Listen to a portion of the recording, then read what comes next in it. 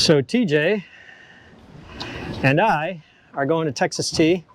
We're going to see about, we've been struggling with the freezers on their sub-zero freezers and they're older.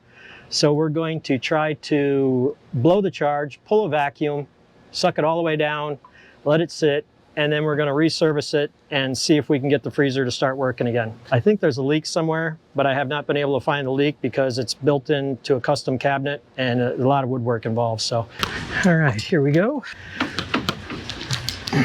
All right, here we go. You have to set that drawer out, or you? Nope, I can cheat the system and I can get underneath, so. Okay. So I think what happened was one of them was leaking and they just put another, so the one upstream I think is because the other one is leaking. Okay, that's what I was wondering. I saw it when I pulled the drawer out. So we're gonna hook right up to here. So we're gonna hook up to some servicing valves here and see if we got pressure. Let's see.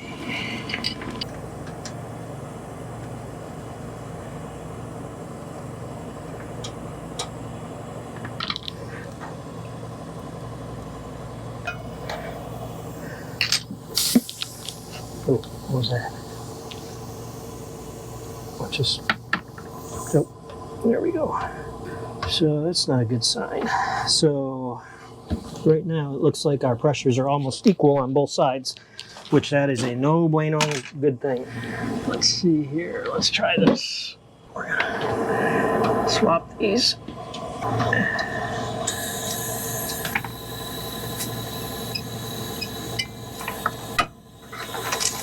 On this side.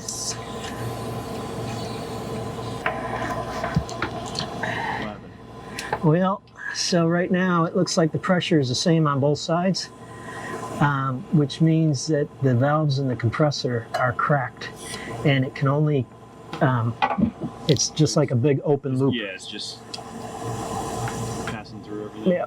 Equalizing through the cracks. And that's no bueno. Oh, hang on. Let's open these up. Yeah, all right. So they're both running at 40. Yep, 40, 20, 30, 40. Oh boy. We're looking at this right now. You got your low and your high side. That's the blue and the red. If you look, they're both at about 40 PSI, which means that there's something wrong internally with the compressor. So here's what we're gonna try. I'm gonna read out the meter, or read out the compressor, and see how many amps it's drawing. It should be drawing around 8 to 10. If it's only drawing 1 to 2, that means the windings inside the compressor are bad. If that's still working, well, it is running right now and it is cooling, but if it's only drawing 1 or 2 amps, that means it can't create enough power to compress the refrigerant anymore. If that's the case, then it's done. If that's still good, and the reading, let's say it reads 8 or 10 amps, then what we're gonna do is we're gonna blow the whole charge out and we are going to pull a vacuum and reservice it. You know what? Maybe I can read on this test port, that's what this is for. I should be able to read the red or the white and the purple wires because that's what's going to the compressor. And let's see here. So it's reading, it's got 115 volts going to the compressor. The compressor is running and it's drawing the right amount of amps. Let's see. All right, so what we got here is the clamp on meter. Put this on 2 to 400. That might be a little high for this. Might have to put it down on the lower setting. And then let's see, it should be the purple wire. Let's go to the 2/20. And boy, it's only reading 2 amps. It's only reading 2 amps. That's not a good sign. Let's see, let's try the white one just to make sure. Yeah, 2.3 amps. All right, well, we're gonna go ahead and blow the charge. Not a good sign. So I can't turn off the breaker on the refrigerator, freezer unit, because then all the food in the refrigerator will get warm. But what I can do is just unplug this guy right there. Well, no, that's the soft start. So yeah, it's still running. What I need to do is take this off of here. There we go. And start over from scratch, but with it only drawing 2 amps or 2.3 amps, I don't think it's going to do any good, but we'll give her a shot.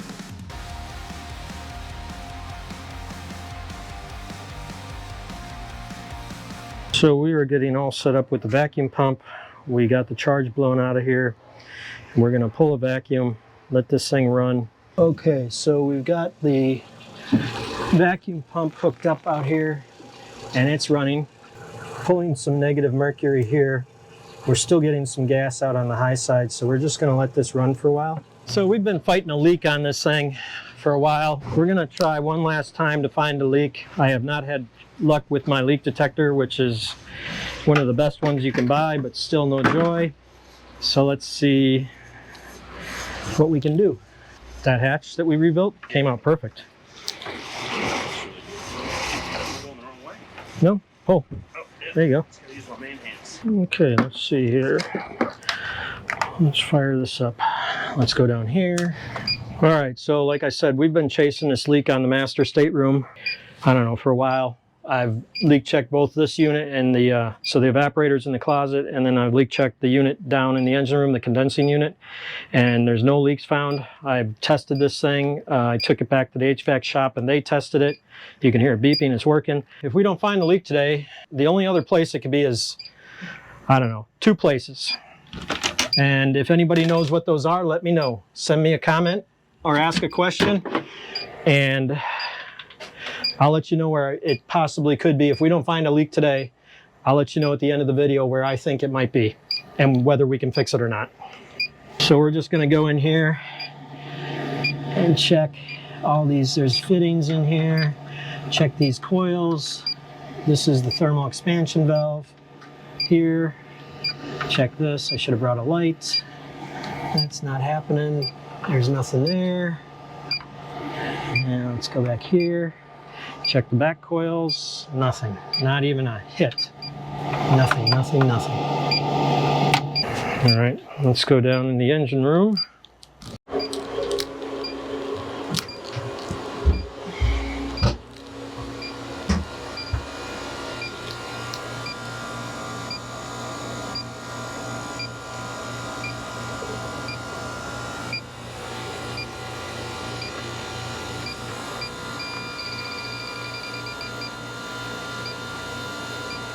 So that was just me moving too fast, or I bumped the tip of the probe against something.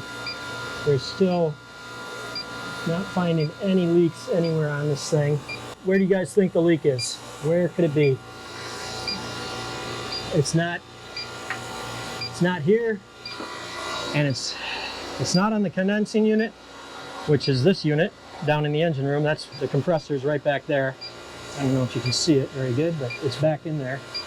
And then the evaporator is the first thing we tested, which is up in the stateroom closet. So there's no leaks on either one of those. Here's what we're gonna do.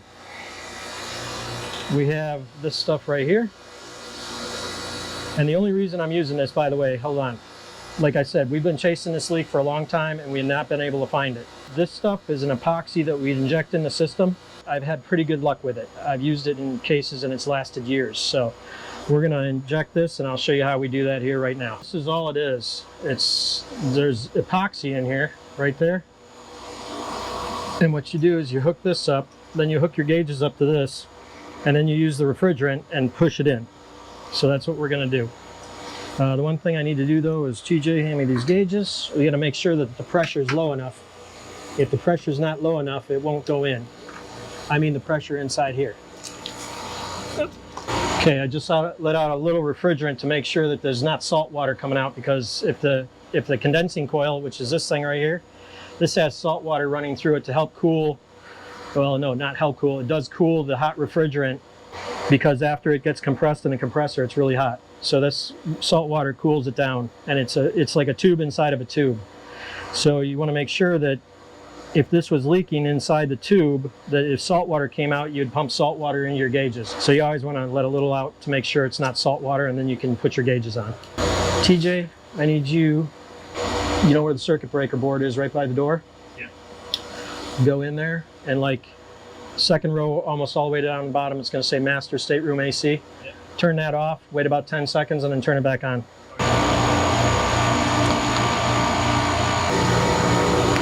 It might not be a leak because my pressures are pretty good right now. So I'm reluctant to put the epoxy in. It could just be the low pressure switch, which it it's got two connectors on it, and if any corrosion gets on there, it can cause problems. So I just disconnected it and reconnected it, and it's running and it's cooling. Let's go down to the stateroom again real quick. So the way I know it's cooling is, one, these coils right here, they're cold, and they're cold all the way to the top. If it was cold halfway and then warm on the top, that means that there's not enough refrigerant. But because these are wet all the way and cold all the way to the top, thinking that it might be that low pressure switch. So we're going to go pull those connectors back off, clean them up, put some dielectric grease on them, put it back, and then we're going to let this run. We don't want to add epoxy if we don't have to. For ease of showing you, on this unit, this is the unit we're working on. On this unit, this is the low pressure switch.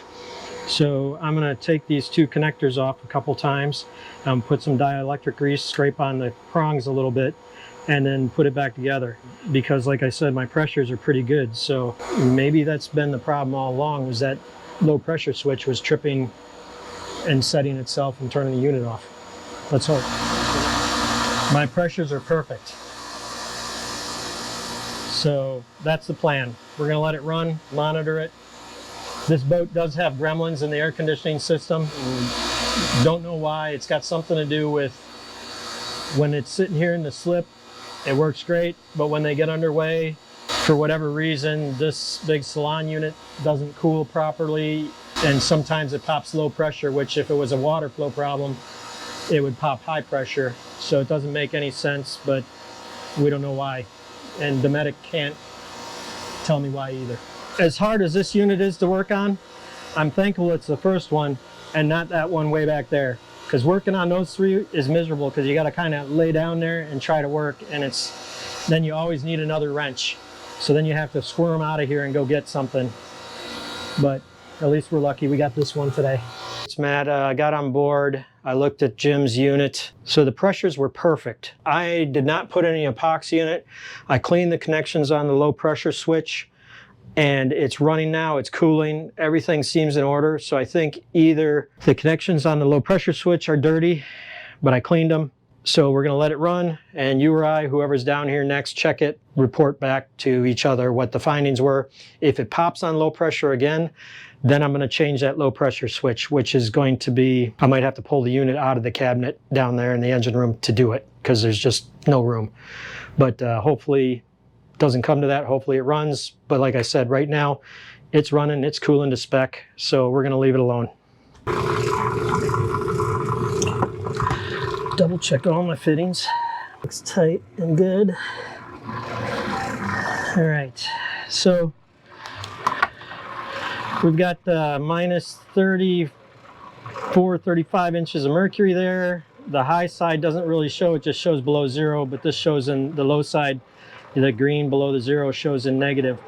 So what we're going to do is, like I said, check all my fittings. We're going to close off these valves. We should be holding a vacuum in there. So we'll see, we'll wait a few minutes and see if it starts. If it starts coming up, then we know we got a leak somewhere. If it doesn't come up, then we know we're looking good. Well, it's probably, if there's a leak, it's small. That's why it's nice to use digital gauges for this, but one of my sets of digital gauges is broke, and I have to get a new set. Here's something you guys might not know. So this is 134 alpha, and there's another gas called R22. There used to be another one that was really good gas called, let me back up, by gas I mean this is refrigerant. There was one called R12 that was really good. So anything like R12, R22, or 134, these all go in as a gas. If this said like 410 alpha, which is a gas that is used a lot these days, that 4 means that it's a blend, and it's got to go in as a liquid. So this 134, because it doesn't start with a 4, this goes in with the tank upright, and it goes in as a gas. If it was 410 alpha, this would be upside down, so it goes in as a liquid. Because if it's a blend, if you try to put it in as a gas, the refrigerant mix in there evaporates at different rates. You get an unknown mix in there. We've added refrigerant to this refrigerator. The pressures are a little weird. It might settle down, so I'm not going to add any more refrigerant. We're going to let it sit overnight, and I'll have to call and talk with the owner, make sure we'll see if it's cooling down. Actually, I'm going to open a drawer right now and see if the temperature's coming down any. What's it say here? Oh yeah, it came down 10 degrees, so hopefully, maybe it's going to work. We'll leave it alone, and I'll have Bill check it in the morning and report back to me. Well, we're all packed up. I'm going to pop this open one last time. Maybe it's running. Well, it's down about 15 degrees from where it was at. It was above 80, and it's at 75 or 65 now, so maybe we got it. It'll be a miracle if we did. I don't know. I don't have much faith in that thing. I don't know how long it's going to last.